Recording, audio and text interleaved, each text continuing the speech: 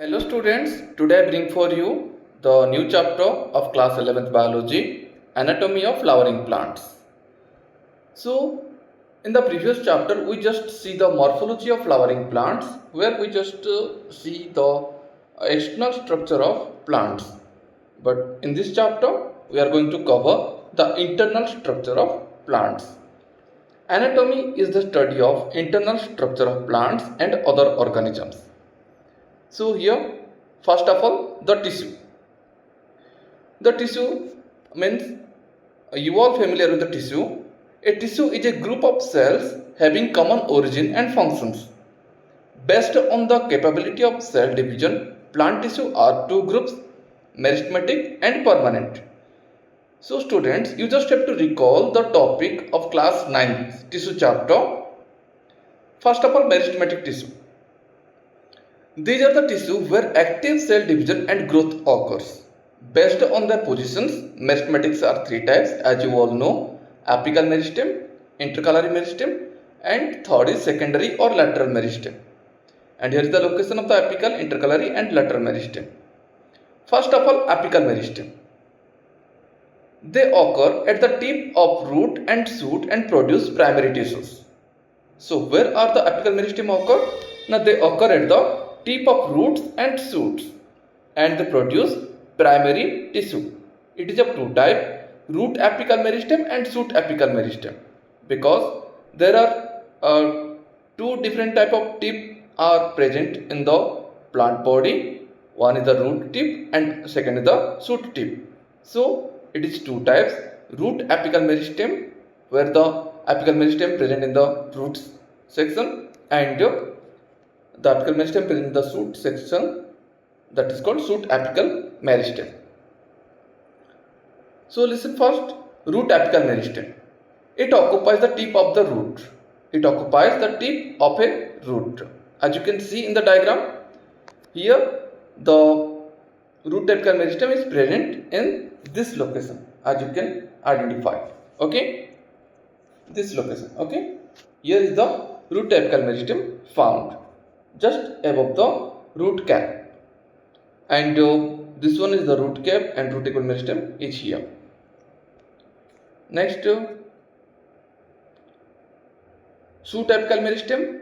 It occupies the distance most region of the stem axis, means we can say the top portion. It is present in the distance of the shoot, because this portion wholly is called shoot system. So it occupies the distance most section of the stem axis. Some cells left behind from shoot apical meristem constitute the axillary bud. They are present in the axil of leaves and can form a branch or a flower. So when this particular person, after some time or after some days, the plant will grow and the shoot becomes larger from this size to this size. So at that time, some of the shoot apical meristem, they becomes axillary bud, and as you can see, axillary bud is labeled here, and they continues to form a branch or a flower. Next is intercalary meristem. They occur between the mature tissue. As you can see in the diagram, they occur between the mature tissue. They occur in grasses and regenerate part removed by grazing herbivores. So mostly the intercalary meristem occurs in grass. Well, these are present in all the plants, but the most or the main portions of intercalary meristem is present in the grasses. Next, apical and intercalary meristem are primary meristems because they appear yearly in a plant life and contribute to the formation of primary plant body. During that, specific regions of the apical meristem produce dermal tissue, ground tissue, and vascular tissue.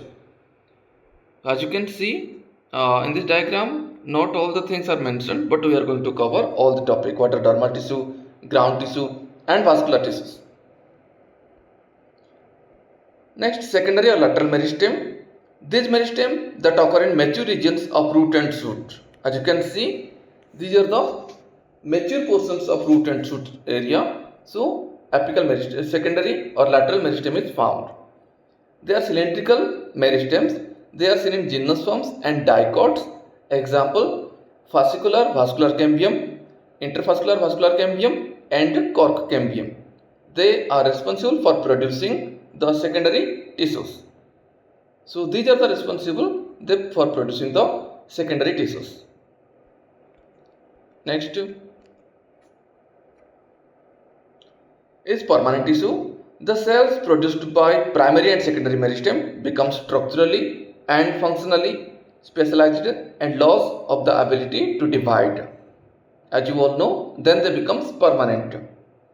They are called permanent or mature cells and constitute to form a permanent tissue. There are two types, simple and complex. First of all, simple permanent tissue. Here comes this tissue having all cells similar in structure and functions. It is of three types, parenchyma, collenchyma and sclerenchyma. First of all, parenchyma. It forms the major component within organs. Cells are generally isodiametric. As you can see the diagram, cells are isodiametric. They may be spherical, oval, round, polygonal or elongated. Their walls are thin and made up of cellulose. Cells are closely packed or have small intercellular spaces. So cells are closely packed and very small intercellular spaces. Means you can see intercellular spaces are present here, and the functions of parenchyma are photosynthesis, storage and secretion. Next, collenchyma. It occurs in layer below the epidermis in the dicot plant. As you can see in the diagram, you can see collenchyma is there. It is found as a homogeneous layer or in patches. Like this, it is found in patches. It consists of cells with much thickened corners due to deposition of cellulose, hemicellulose and pectin. Intercellular spaces are absent in collenchyma. Remember the points. Well, these points you all go through in class 9 section. So here is your revision class. Revision topic is there. Next, some more points about collenchyma. Cells are oval, spherical or polygonal and often contains chloroplast. And their functions is they provide mechanical support to the growing part such as young stem and petiole of a leaf. The cells that contain chloroplast assimilate the food material. And the last permanent tissue is sclerenchyma. It consists of long, narrow, with thick and lignified cell wall having a few or numerous pits. Okay, numerous pits are also there. They are usually dead without protoplast. They are usually dead tissue. Based on the form, structure, origin and development, sclerenchyma is two types. One is fiber and second is scleroid. Okay, fiber and sclerates. As you can see in the diagram, here is a structure of fiber and it is a type of sclerate. So their form, structure, origin and development, even shape also, they are of two types, fibers and sclerates.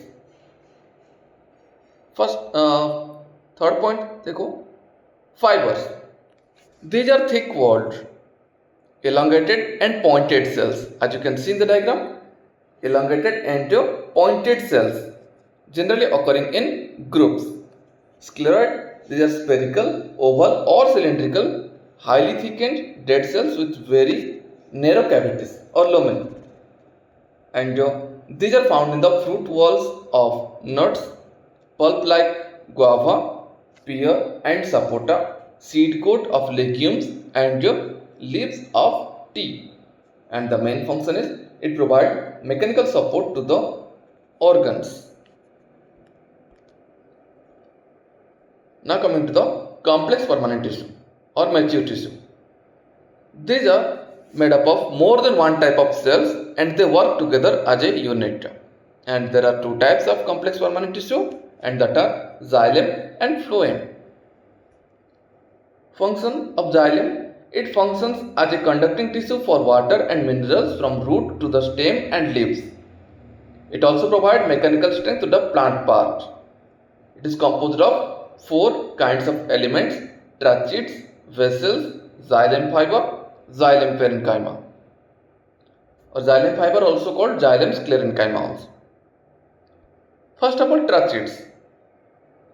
These are elongated tube-like dead cells with thick and lignified walls and tapering ends. Protoplasm absent. The inner layer of cell wall have thickenings which is vary in form because irregular thickening is present. In flowering plants, tracheids and vessels are the main water transporting elements. Next is vessels. It is a long cylindrical tube-like structure made up of many cells or vessel members, each with lignified walls and a large central cavity. And then is protoplasm is also absent here. Vessel members are interconnected through perforation in their common walls. So the vessel members are interconnected through the perforations in their common walls. As you can see, these are the small hole-like structures. These are called pits. Okay, these are called pits. The vessels are a characteristic feature of angiosperm. Gymnosperms are lack of vessels. Okay, vessels are a characteristic features of angiosperm, and they also help in transport of water and minerals. Next, xylem fiber.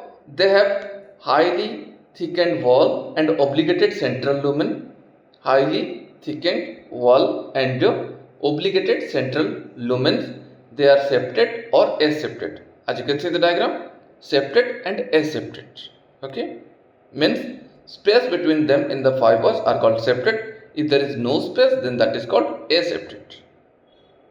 Xylem parenchyma, living and thin walled cells with cellulosic cell wall.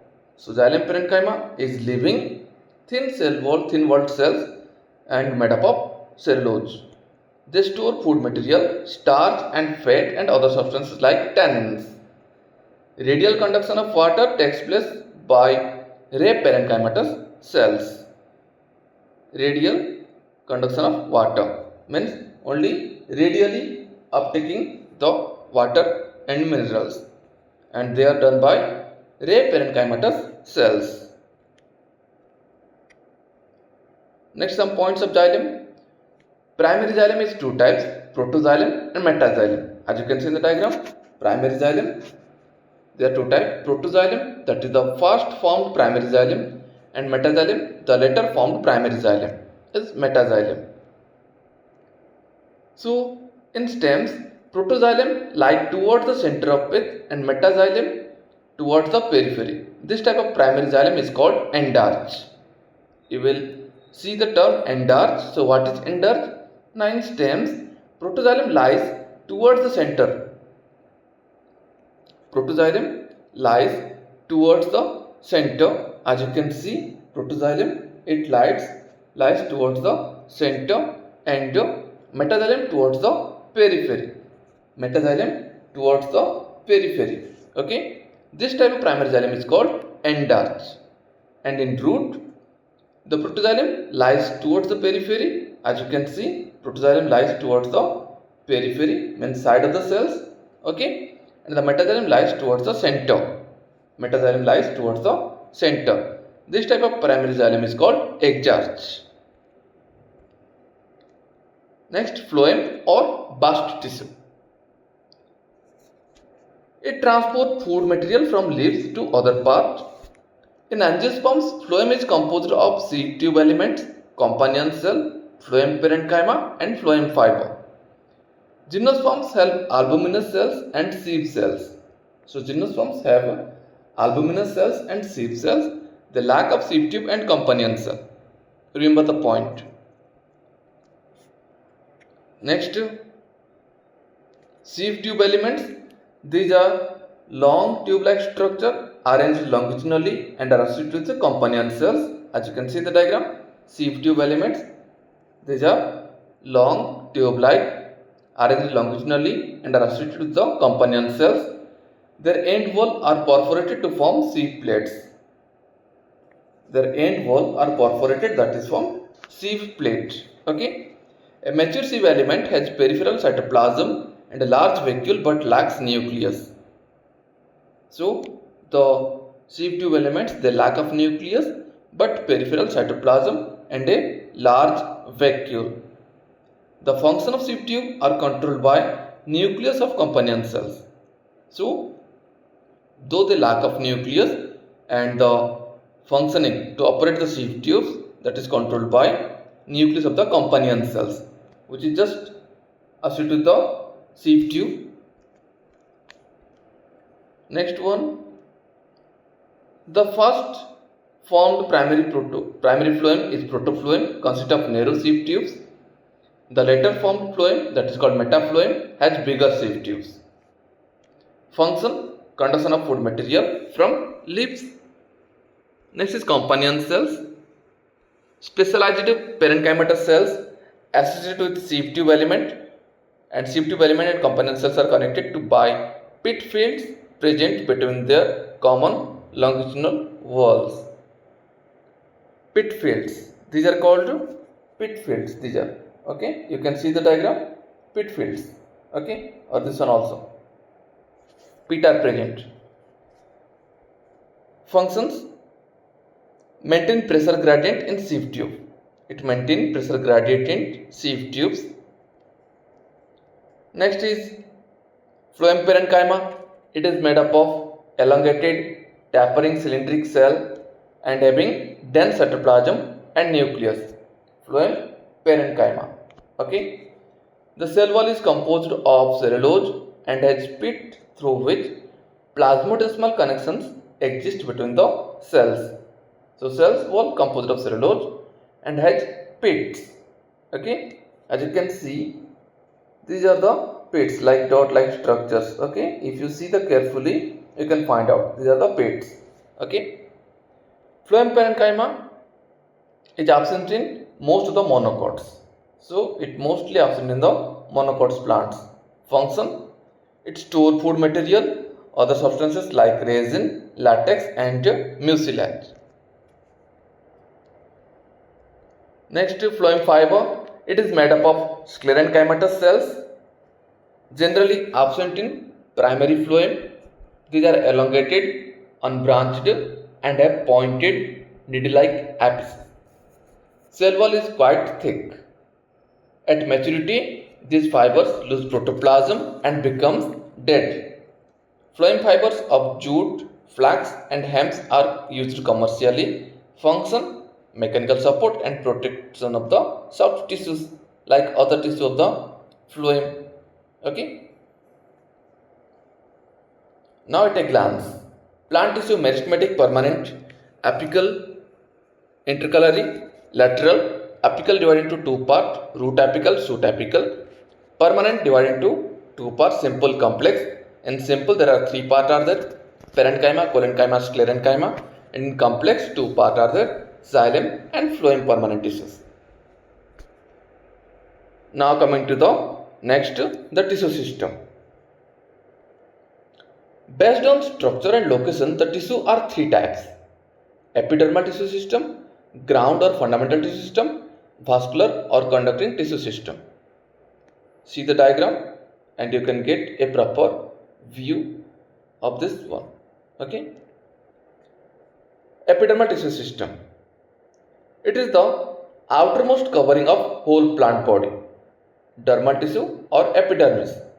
It forms the outermost covering of the whole plant body. It comprises epidermal cell, stomata, epidermal appendages, that are trichomes and hair. As you can see in the diagram, dermal tissue cell, and here it is the guard cell, stomata is present, trichome like this, and epidermal appendages, trichomes and hairs are present, and epidermal cells are also there. Next, epidermis. It is the outermost layer of primary plant body. Outermost layer. Epidermis is usually single layer. It is made up of elongated, compactly arranged parenchymatous cells with small amount of cytoplasm lining the cell wall and a large vacuole. So you can see elongated, compactly arranged parenchymatous cells and a very small amount of cytoplasm lining the cell wall and a very large vacuole. The outside of the epidermis is often covered with a waxy layer that is called cuticle, which prevents the loss of water, and cuticle is absent in roots. It only present in the shoot area. Next, stomata. They are present in the epidermis of leaves. You can see the diagram, stomata. They regulate transpiration and gaseous exchange. A stoma is made up of two bean-shaped cells that are called gourd cells. In grasses, the gourd cells are dumbbell-shaped, as you can see in the diagram. In grasses, the gourd cells are dumbbell-shaped. Some other points about stomata. The outer wall of gourd cell away from the stomatal pore are thin, and the inner wall towards the stomatal pore are highly thick. The gourd cells possess chloroplast and regulate the opening and closing of stomata. Sometimes, some epidermal cells near the gourd cells become specialized in shape and size. They are called subsidiary cells. See the diagram. Subsidiary cells. Find the labeling of the subsidiary cell. Stomatal aperture, gourd cells and the surrounding subsidiary cells are together called stomatal apparatus. So gourd cell, subsidiary cell, epidermal cells are together called stomatal aperture, gourd cell, surrounding subsidiary cells are together called stomatal apparatus. Next, some more points. The outer walls of gourd cell, these are the same points. Here again another diagram is there. You can see clearly. Next is epidermal appendages. As you can see, root hair and trichomes. Root hair, unicellular elongations of the epidermal cells. They help in absorb water and minerals from the soil. Trichomes, epidermal hair on the stem. They are usually multicellular, branched or unbranched, soft or stiff. They may be secretory, means they secrete some other different hormones, proteins in the plant body. They prevent water loss due to transpiration. What is the function of trichomes? Now they prevent water loss due to transpiration. Next, ground tissue system means all tissue except epidermis and vascular bundles constitute the ground tissue. It consists of simple tissue, parenchyma, collenchyma and sclerenchyma. Parenchyma cells are present in the cortex, pericycle, pith and medullary rays, in the primary stem and the root. Okay. In leaves, the ground tissue consists of thin-walled chloroplast containing cells and is called mesophyll. So, what is mesophyll? Now, in ground tissues, thin-walled chloroplast containing cells that are called mesophylls. Okay. Next, some more points.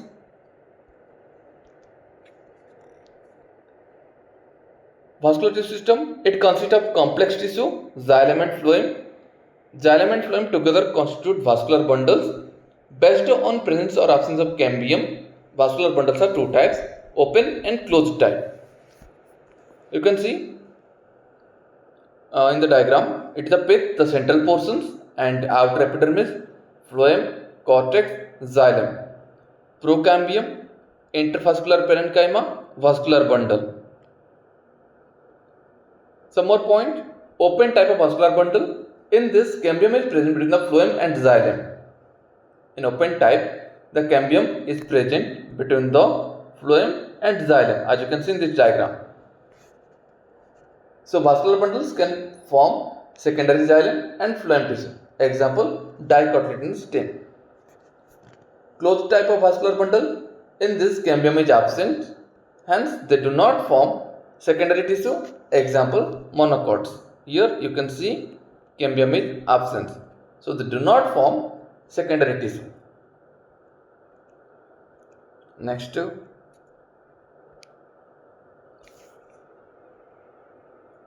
based on the arrangement of xylem and phloem, vascular bundles are two types, radial type, conjoint type. So here you can see xylem and phloem are arranged in an alternate manner on different radii, seen in root. So radial type seen in the roots, where xylem and phloem are arranged in an alternate manner, as you can see, xylem and phloem. Conjoint type means xylem and phloem are jointly situated at the same radius of vascular bundle seen in stem and leaves, as you can see.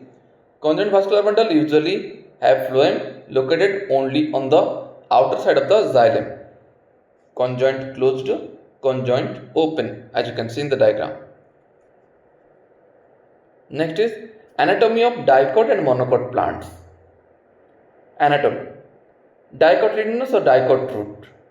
Transverse section of sunflower root shows in the following tissue organization: epidermis or epiblema, cortex, endodermis and stele. Epidermis or epiblema. This is the outermost layer. Many epiblema cells protrude as unicellular root hair. As you can see, epidermis and unicellular root hair. Like a single cell root hair is present, comes out. Cortex is it consists of several layers of thin-walled parenchyma cells, that is cortex, with intercellular spaces. Obviously, we all see parenchyma has intercellular spaces. So, cortex consists of several layers of thin-walled parenchyma cells with intercellular spaces. Next, endodermis. Innermost layer of cortex is called endodermis. It comprises a single layer of barrel-shaped cells without intercellular spaces. Single layer, barrel-shaped cells, and there is no intercellular spaces present in the cortex. The tangential and radial wall of the endodermal cells have a deposition of suberin, water impermeable, waxy material in the form of Casparian strips. So, in tangential and radial wall of endodermal cells have deposition of suberin is present, which is water impermeable and a waxy material in the form of Casparian strips. Next is stele. All tissue on the inner side of the endodermis together constitute the stele. That is pericycle, pith, conjunctive tissue and vascular bundle. That is xylem and phloem. So here pericycle, protoxylem, metaxylem, pith, phloem, these are called stele. Okay.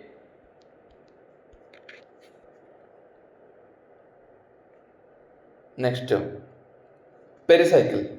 A few layers of thick-walled parenchymatous cells next to endodermis. Initiation of lateral root and vascular cambium during secondary growth takes place in these cells. So, when the lateral root formation and vascular cambium of the secondary growth is there, then stele tissue in the stele tissue these are present in pericycle. Here you can see labeling of pericycle.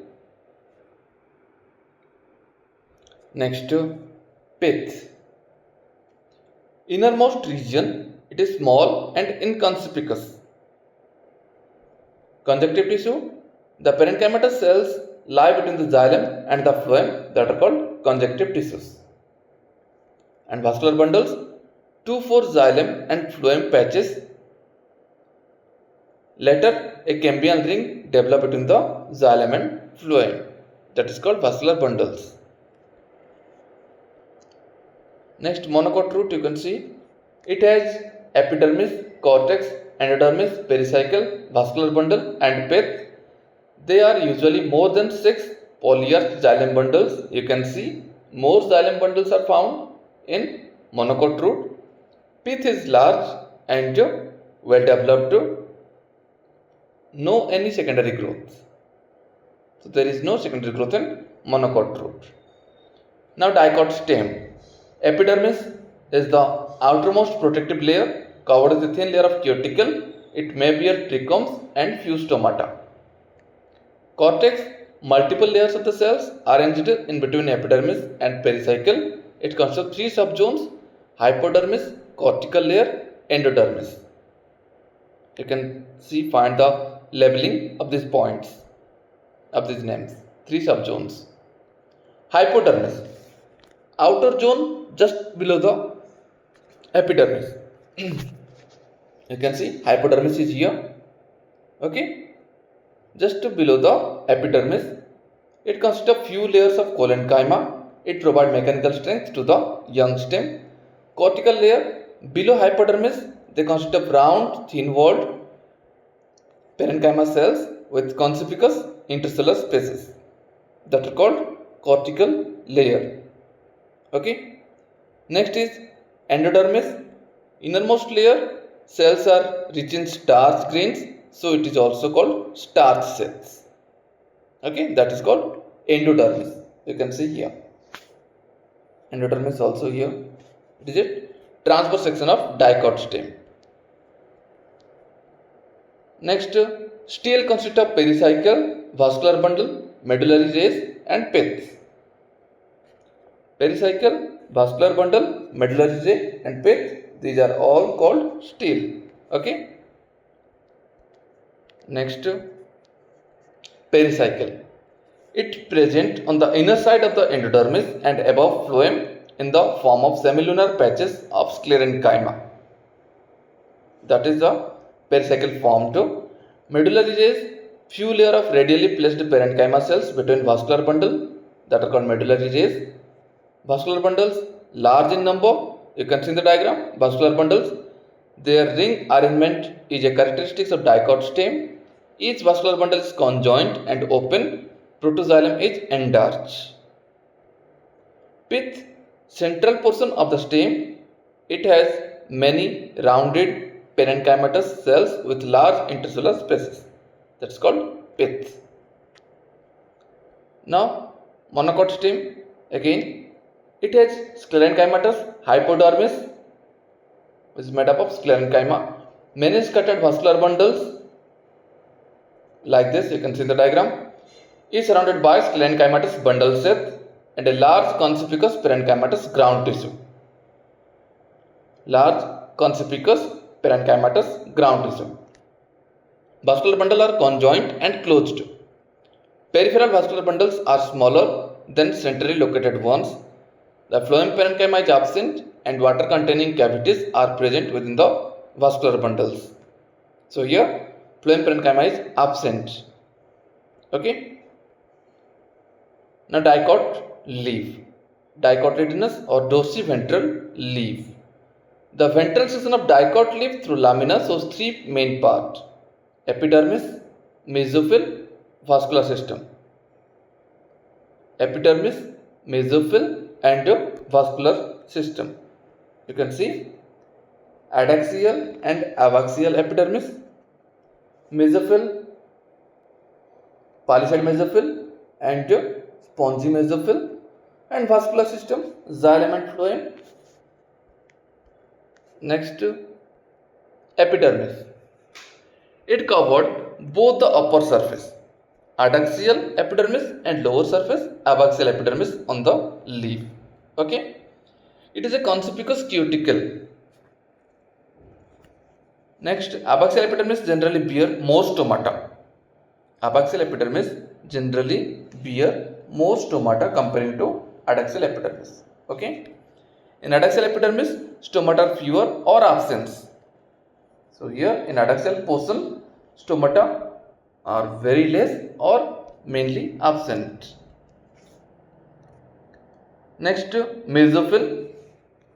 The tissue between the upper and the lower epidermis, that is called mesophyll. It is made up of parenchyma. They contain chloroplast for photosynthesis. It is of two types of cell, palisade parenchyma and spongy parenchyma. You can see in the diagram, palisade mesophyll and spongy mesophyll.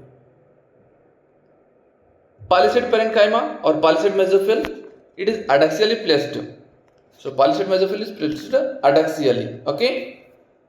Made up of elongated cells arranged vertically and parallel to each other. Elongated cells like this, you can see elongated cells are there and they are parallel to each other. Spongy parenchyma, they are oval or round and loosely arranged. You can see they are loosely arranged. Okay. It is situated below the palisade cell and extend to the lower epidermis. There are numerous large spaces and air cavities between these cells. Okay. Air cavities are also there and these are the large cells. Large spaces are also present and the cells are oval, round. Next is vascular system. You can see it includes vascular bundles. They can be seen in veins and midrib. Size of vascular bundle is dependent on the size of the vein. The vein vary in thickness in the reticular veins of dicot leaves. Vascular bundles are surrounded by a layer of thick wall, that is bundle cells. Okay. Now, monocot or isobilateral leaf. Monocot leaf or isobilateral leaf. The anatomy of monocot leaf is like that, the dicot leaf in many ways. It shows the following differences. Stomata present on both surface of the epidermis. Stomata present the both surface of the epidermis, as you can see, adaxial epidermis. Here the stomata present. Okay. Here you can see, and this one is the abaxial epidermis stomata. Mesophyll is not differentiated into palisade and spongy parenchyma. So mesophyll did not differentiate. Only a single type of parenchyma cells are present here. Okay, in monocot leaf. Next, in grasses, certain adaxial epidermal cells along the veins modified into large empty colorless cells.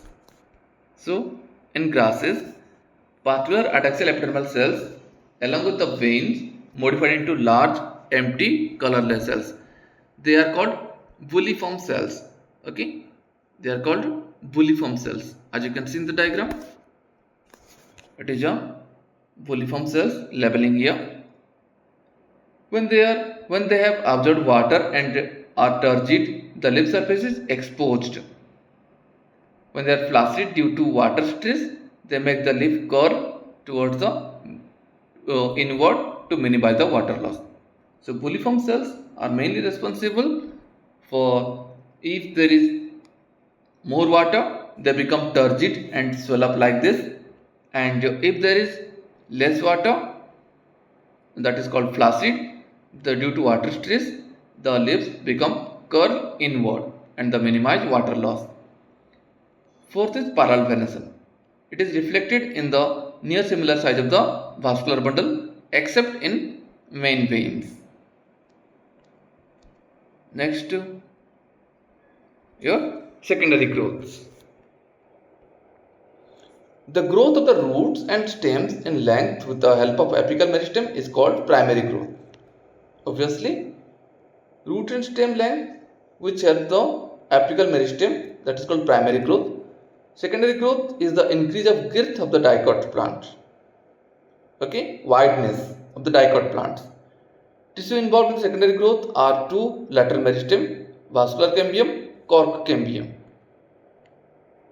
First of all, vascular cambium. It is the meristematic layer responsible for cutting of vascular tissue, xylem and phloem.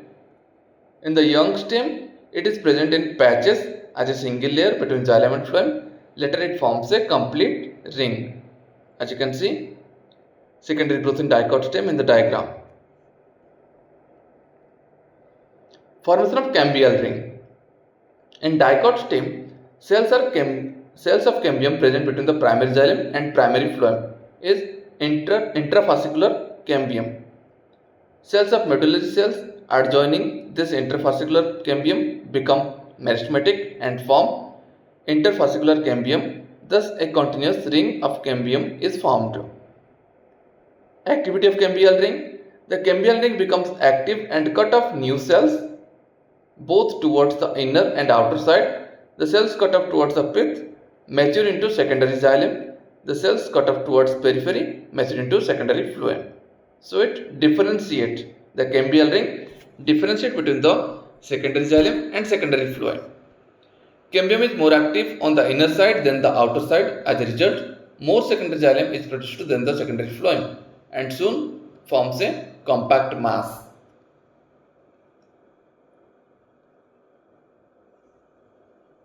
Primary secondary phloem get gradually crushed due to the continued formation and accumulation of secondary xylem. However, primary xylem remains intact in or around the center. At some places, cambium forms a narrow band of parenchyma which passes through the secondary xylem. and the secondary phloem in the radial directions. These are the secondary medullary rays. Okay. Now, important term, spring wood and autumn wood. Many psychological and environmental factors control the activity of cambium. In spring season, cambium is very active and produces many xylary elements having vessels with wider cavity. This wood is called spring wood or yearly wood. Okay, it is lighter in color and has lower density. So spring wood, you can see the diagram, lighter in color and lower density. In winter, cambium is less active and forms few xylary elements having narrow vessels. This wood is called autumn wood or late wood. It is darker and has higher density. These two kinds of woods that appear as alternate concentric rings constitute an annual ring. This is used to estimate the age of the tree. That is called dendrochronology. So it is the term and it is the particular formation where we can find out the age of the tree. Okay. So with the help of spring wood and the autumn wood rings, which they make the annual ring, we can estimate the age of the tree. Next, heartwood and sapwood. Heartwood is hard, dead, dark brown colored, highly lignified and non-functional central part of the secondary xylem of old tree. That is called heartwood. The dark color is due to deposition of organic compounds, tannin, resins, oils, gums, aromatic substances, essential oil, etc. These substances make it hard, durable and resistant to the attack of microorganisms and insects. Function, mechanical support to the stem. And sapwood. Sapwood is the peripheral region of secondary xylem. It is living and lighter in color. See the diagram. Function, it is involved in the conduction of water and minerals from root to the leaf. Next is cork cambium. As the stem continues increase in girth due to the activity of vascular cambium, the outer cortical and epidermis layer gets broken. It is to be replaced to provide new protective cell layers. Hence, another vascular tissue called cork cambium or phellogen develops usually in the cortex. You can see the diagram. Phellogen is a couple of layers thick. It is made up of narrow, thin-walled, nearly rectangular cells. Phellogen cut off cells on both sides. The outer cell differentiate into cork, phellem, and inner cell differentiate into secondary cortex, that is called phelloderm. So phellem and phelloderm, they combine to form phellogen. Cells of secondary cortex are parenchymatous. Next, the cork is impervious to water due to suberin deposition in the cell wall. Phellogen, phellem and phelloderm are collectively known as periderm. So, you can see periderm where phellogen, phellem and phelloderm are collectively known as periderm. Due to activity of cork cambium, pressure builds up on the remaining layer peripheral to phellogen and ultimately these layers die and slut off. That is called bark. Okay. Bark is a non-technical term that refers to the all tissue, periderm and secondary phloem, exterior to the vascular cambium. It is a two type, yearly bark and late bark. Yearly or soft bark, it is formed yearly in the season. Later hard bark, it is formed towards the end of the season. Next is lenticels. At certain region, phellogen cut off closely arranged parenchymatous cells on outer side.